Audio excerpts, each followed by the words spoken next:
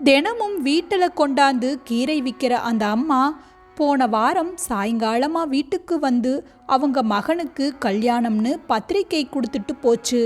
தினம் காலையில் கூடையில் கீரைக்கட்டு, முருங்கைக்காய், வாழைக்காய் மாத்திரம் கொண்டாரும். கீரைக்கட்டு 25 ரூபா, முருங்கைக்கட்டு 25 ரூபா, வாழைக்காய் 3 25 ரூபான்னு கொடுக்கும். பழைய லேசாக கிழிஞ்ச சேலை கட்டியிருக்கும். அள்ளி முடிஞ்ச தலை, எண்ணெய் பார்க்காத முடின்னு பார்க்கவே கஷ்டமாக இருக்கும். கீரைக்கட்டோட பத்திரிக்கை கொடுக்கக்கூடாதுன்னு தனியாக வந்து கொடுத்துட்டு போச்சு. இந்த மாதிரி பத்திரிக்கைகளை எல்லாம் கண்டுக்கிறது இல்லை. அதனால் வாங்கி வச்சதோட சரி, மறந்துருச்சு. ஆனால் கல்யாணத்துக்கு 3 நாளைக்கு முன்னாடி வந்த அந்த அம்மா 5 நாளைக்கு நான் வரமாட்டேன், கல்யாண வேலை இருக்குன்னு சொல்லிட்டு போயிடுச்சு. நான் சொன்னேன், ஏதாவது பணத்தை கவரில் போட்டு கொடுத்து அனுப்பு, இதுக்கெல்லாம் போக முடியாது. அன்னைக்கு எங்கள் ஆஃபீஸில் என்னோட பாஸ் மகளுக்கு கல்யாணம் இருக்குது, அங்கே போகணும், அவர் கண்டிப்பாக வரணும்னு சொல்லியிருக்கிறார்னு சொன்னேன். அதுக்கு என்னோட சம்சாரம் கேட்டா, நீங்கள் முதல் நாள் ரிசப்ஷன் தான் போவீங்க, மறுநாள் ஞாயிற்றுக்கிழமை தான், பக்கத்தில் இருக்கிற கிராமத்தில் தான் கல்யாணம், போய் தலையை காட்டிட்டு வரலாம்னு சொன்னா. அதுக்கு அவ சொன்ன காரணம், அந்த அம்மா கிட்டத்தட்ட 10 வருஷமாக கீரை கொடுக்குது, நல்ல பழக்கம்னு சொன்னா. மேலிடத்தின் பேச்சை மீற முடியுமா? சரின்னு ஒத்துக்கிட்டேன். வழக்கம் போல் ஆஃபீஸில் வேலை செய்கிறவங்களோட ஒன்றா வேன் பிடிச்சி பாஸ் வீட்டு கல்யாணத்துக்கு போனோம். அங்கே சரியான கூட்டம். பாஸ் மாப்பிள்ளை வீட்டு ஆளுங்களை கவனிக்கிறதுல பிஸியாக இருந்தார். வரிசையில் நின்றுக்கிட்டு இருக்கும்போதே குறுக்க மாப்பிள்ளை வீட்டு ஆளுங்க கும்பல் கும்பலாக போய்கிட்டே இருந்தாங்க. லேட்டாகி ஒரு வழியாக கையை கொடுத்துட்டு இருக்கிறப்போ யாரோ வர எங்களை அம்போன்னு விட்டுட்டு பாஸ் ஓடிட்டாரு.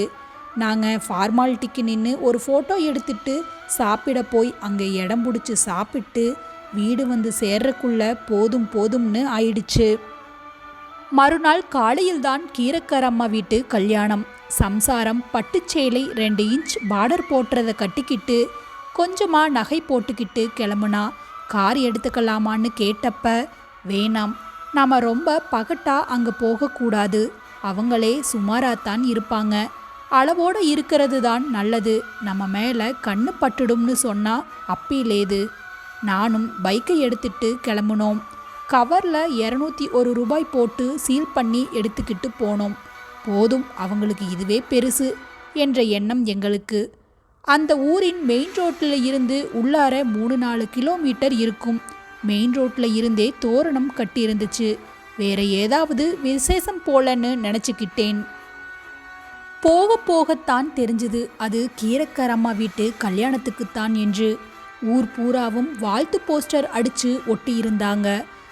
போக வரிசையாக விலை உயர்ந்த கார்கள் நின்றுச்சு. எல்லாம் கல்யாணத்துக்கு வந்தது போல. கல்யாணம் நடக்கிற வீடுன்னு சொன்னால் அடிச்சு போடுவாங்க, அந்த அளவுக்கு பெரிய பங்களா. தெருவை அடைத்து பந்தல், எக்கச்சக்கமாக ஒரே கூட்டம், ஒரே பட்டுச்சேலை பெண்கள், கண் கவர்ச்சியாக இருந்துச்சு. அவங்க எல்லாத்தோடையும் கம்பேர் பண்ணினா நாங்கள் ரொம்ப சுமார். உள்ளார விடுவாங்களாங்கிற மாதிரி எனக்கே கூச்சமாக போச்சு.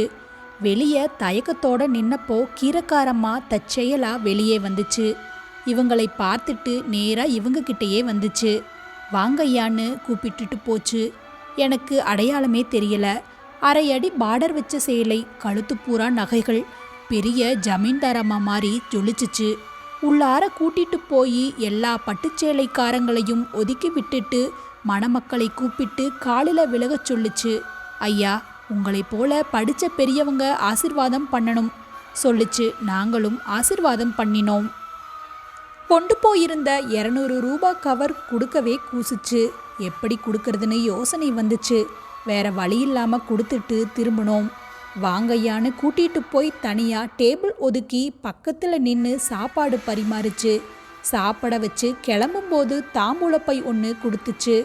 ரொம்ப சந்தோஷமங்கய்யா நீங்கள் வந்ததில்லன்னு மனதார சந்தோஷமாக வாழ்த்தி எங்களை அனுப்பி வச்சுது. வீட்டில் வந்து தாம்பூலப்பையை பிரிச்சா அதுக்குள்ளே 2 வெள்ளி சிமில்கள் இருந்துச்சு. எனக்கு ஒரு மாதிரி ஆகிப்போச்சு. இது புரியவே இல்லை. அப்பத்தான் அவங்க கொடுத்த கல்யாண பத்திரிகைகளை பிரித்து படித்தா அதிர்ந்து போனேன். அந்த ஊரில் பெரிய விவசாய குடும்பம் அது. மகன் பேருக்கு நேராக எம்எஸ்சி அக்ரிகல்ச்சர்னு போட்டிருந்துச்சு. பொண்ணு பேருக்கும் நேராக எம்எஸ்சி அக்ரிகல்ச்சர்னு போட்டிருந்துச்சு. சொந்தக்காரங்க பலர் பெரிய படிப்பு படித்து பதவியில் இருக்கிறது எனக்கு தெரிய வந்துச்சு. அடுத்த வாரம் ஞாயிற்றுக்கிழமை அதே கீரைக்காரம்மா பழையபடி கீரை கூடையோட வந்துச்சு. என்னால் ஆவலை அடக்க முடியல. இதை விசாரிக்கணும்னு தோணுச்சு. அவர்களை வீட்டுக்குள்ளே கூப்பிட்டு உட்கார வச்சு மரியாதையோட விசாரிச்சப்ப அந்த அம்மா சொல்லுச்சு, உங்களுக்கு சந்தேகம் வந்தது நியாயம்தான். நாங்கள் அந்த ஊரில் பல தலைமுறையாக விவசாயம் செஞ்சுட்டு வர்ற குடும்பம். 5 ஏக்கருக்கு கீரை மட்டும் பயிரிட்டு இருக்கோம். மகன்தான் படிச்சுட்டு விவசாயத்துக்கு உதவி பண்ணுறான். அந்த விவசாய கல்லூரியில் தான் வேலையும் பார்க்கிறான். பொண்ணும் அதே கல்லூரிதான். அவளுக்கும் விவசாயத்தில் ஆர்வம். அதனால தான் காதல் கல்யாணம் செஞ்சு வைத்தேன். முறையாக விவசாயம் செஞ்சு தரகர் இல்லாமல் நாங்களே வியாபாரமும் பண்ணுறோம். காலையில் வேனில் கொண்டாந்து இறக்கி தனித்தனியாக கூடையில் சுமந்து விற்கிறோம். நான் ஆர்வத்தோடு நடந்து விற்கிறதால உடம்பும் நல்லா இருக்கு, லாபமும் கிடைக்குதுன்னு சொல்லுச்சு.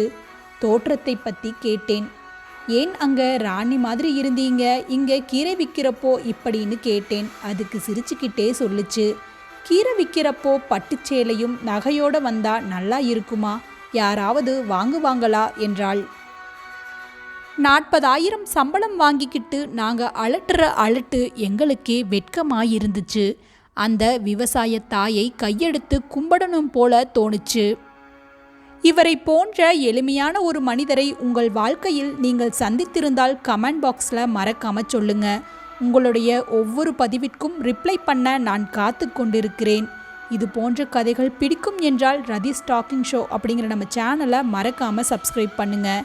நண்பர்களுடன் பகிர்ந்திடுங்கள்.